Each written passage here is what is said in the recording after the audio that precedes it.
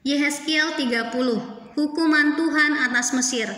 Datanglah firman Tuhan kepadaku, hai anak manusia, bernubuatlah dan katakanlah, beginilah firman Tuhan Allah, merataplah, aduh hari itu sudah dekat, hari Tuhan sudah dekat, hari dengan awan gelap, itu adalah saat bangsa-bangsa, pedang datang atas Mesir dan Ethiopia akan gemetar pada saat berebahan orang-orang yang mati terbunuh di Mesir, dan kekayaannya dilarikan dan dasar-dasarnya terbongkar.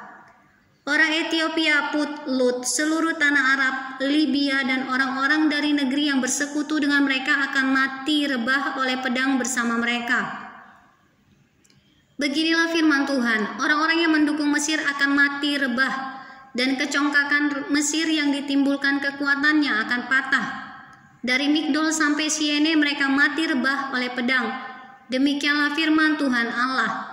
Ia akan dimusnahkan di tengah-tengah negeri-negeri yang sudah sunyi sepi dan kota-kotanya termasuk kota-kota yang sudah runtuh. Maka mereka akan mengetahui bahwa akulah Tuhan pada saat aku menimbulkan api di Mesir, sehingga semua orang yang membantunya dimusnahkan. Pada hari itu utusan-utusanku akan berangkat dengan cepat-cepat untuk mengejutkan Ethiopia yang bersenang-senang, dan mereka akan gentar pada hari penghukuman Mesir, sebab sungguh hari itu akan datang. Beginilah firman Tuhan Allah, aku akan meniadakan kekayaan Mesir dengan perantaraan Nebukadnezar Raja Babel. Ia bersama bangsanya, yaitu yang paling ganas di antara bangsa-bangsa. Ia akan dibawa untuk memusnahkan tanah itu, dan mereka akan menghunus pedang terhadap Mesir dan memenuhi tanah itu dengan orang-orang yang terbunuh.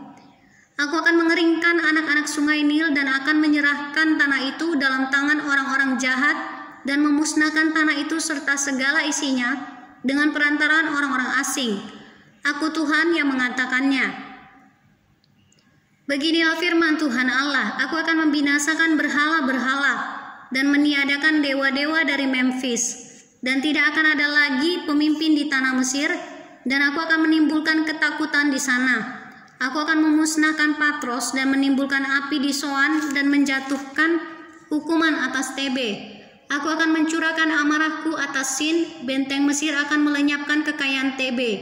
Aku akan menimbulkan api di Mesir, Sin akan gemetar dan Tebe akan direbut dan tembok-temboknya akan dibongkar. Teruna-teruna On dan Pis Beset akan mati rebah oleh pedang, dan perempuan-perempuan akan diangkut tertawan. Di Tahpanhes hari akan menjadi gelap pada saat aku mematahkan kekuasaan Mesir di sana, dan kecongkakannya yang ditimbulkan kekuatannya berakhir.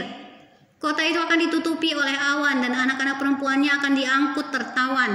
Dan aku akan menjatuhkan hukuman atas Mesir dan mereka akan mengetahui bahwa akulah Tuhan.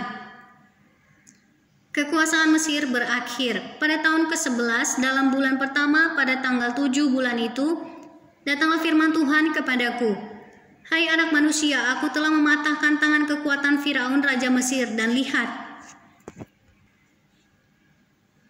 tangannya itu tidak dibalut supaya sembuh kembali. Tidak ada yang memasang pembalut supaya kuat kembali untuk mengacungkan pedang. Oleh sebab itu beginilah firman Tuhan Allah. Lihat, aku menjadi lawan Firaun Raja Mesir, dan aku akan mematahkan tangannya, baik yang masih kuat maupun yang sudah patah.